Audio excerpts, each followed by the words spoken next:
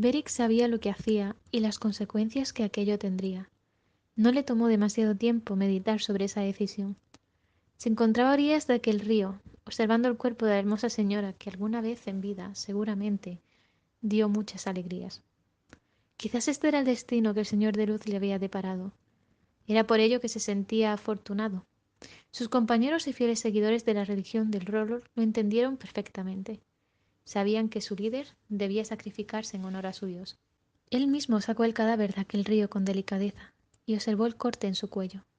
¿Cómo era posible tanta crueldad hacia tan hermosa mujer? No quería saber el nombre del responsable, los responsables. Total, muerto, poco podría hacer. El resto de miembros de la hermandad se alejaron para dejarlos a solas. Aquello era un momento tan incómodo como íntimo, y no debían molestar o interrumpir aquella escena. El silencio se apoderó del lugar, y ni siquiera los pájaros cantaban. Como mandaba la tradición, llenó su boca de fuego sagrado y se acercó a los labios de Lady Catelyn, abriéndolos con suavidad para transmitirle la llama de la vida. Beric aún seguía vivo cuando le dio el beso, y se quedó observando el cuerpo de aquella mujer en silencio. Se enfadó al ver que no sucedía nada. ¿Acaso no era lo suficientemente devoto como para que aquello funcionara? ¿Acaso había vivido engañado toda su vida? Todo permanecía tranquilo. Finalmente la mujer abrió los ojos y ambos intercambiaron una intensa mirada tras la cual Beric cayó al suelo inerte. Realmente era un fiel devoto. El beso resucitó a la bella mujer, aunque su aspecto ahora era bastante diferente al que había presentado en vida. El tacto era frío si la tocabas. Sus ojos llorosos y mirada fija en el horizonte intimidaba a cualquiera que intentara mantener algún contacto visual con ella. En su garganta aún se podía apreciar de manera terrorífica el profundo corte provocado por el cuchillo que le costó la vida. No hablaba. De su boca no salía ni una sola palabra. Tan solo emitía pequeños sonidos agonizantes y delirios que estremecían la piel. Los miembros de la hermandad sin estandarte tomaron el cuerpo de Beric y prepararon una hoguera para quemar los restos de su amigo. Dirigieron una rápida mirada a la mujer y se dieron cuenta de que los estaba mirando fijamente. Por alguna extraña razón sintieron que le debían algo. Se sentían como en deuda con ella y sabían que debían ayudarla a cumplir su objetivo, pero ¿cuál era? Quizás el de vengar su muerte fuera el más adecuado. Y no iban mal encaminados, pero no era su muerte la que en realidad deseaba vengar, sino la de su hijo. Apartó la mirada y caminó en silencio. Ellos la siguieron, murmurando en voz baja, hasta que reemprendieron el camino sin saber a dónde iban. Tan solo se limitaron a seguirla. Durante el tiempo que duró el viaje, apenas descansaron. Era lo que tenía viajar con un muerto, ya que no tenían necesidad ni de comer ni de dormir, y ellos eran tan solo simples mortales. Fue entonces cuando, al cabo de quizás unas semanas o un mes, no se sabe con certeza, llegaron a su destino, y enseguida identificaron el castillo de los gemelos. La hermandad sin estandarte sonrió. Así que contra ellos era su venganza, contra los Frey. Evidentemente aborrecían tanto como ella a los Frey, quizás menos, y con gusto acabarían con tal estirpe.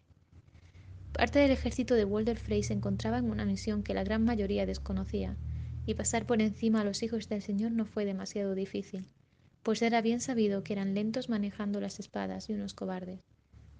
Deshacerse de los guardias tampoco fue complicado, pues ninguno se encontraba en su puesto. Bueno, sí, había dos a la entrada, y otros dos en las almenas de entrada, así que fue fácil acabar con su vida a base de un par de espadazos y varios disparos de flechas bastante certeros. Lady Catelyn entró al salón del trono en completo silencio. Walder Frey dormía sentado en él, acompañado de una de sus hijas esposas. Esta, al ver la figura que se acercaba hacia ellos, comenzó a despertar a su padre, quien, gruñendo más que hablando, y dejando salir de su boca un olor estupefaciente, le golpeó en la cara por despertarlo de aquella manera tan poco agradable. Fue entonces cuando la niña señaló sollozando con su dedo a la mujer. Walder quedó helado cuando la reconoció. Pero no podía ser ella. Había visto cómo caía desplomada en su salón hacía apenas unos meses. Se fijó entonces en su garganta y comenzó a llamar a sus guardias, que nunca llegaron. La niña salió corriendo de aquel lugar, al contrario que Lord Frey, que comenzó a insultarla a gritos con la voz temblorosa del miedo que sentía en sus carnes. Lady Catelyn ya estaba muy cerca de él. Podía sentir la respiración del asesino de su hijo en su piel. Los miembros de la hermandad entraron al salón justo en el momento en que Lady Catelyn tomó del cuello al señor de los gemelos y lo estrangulaba con fuerza.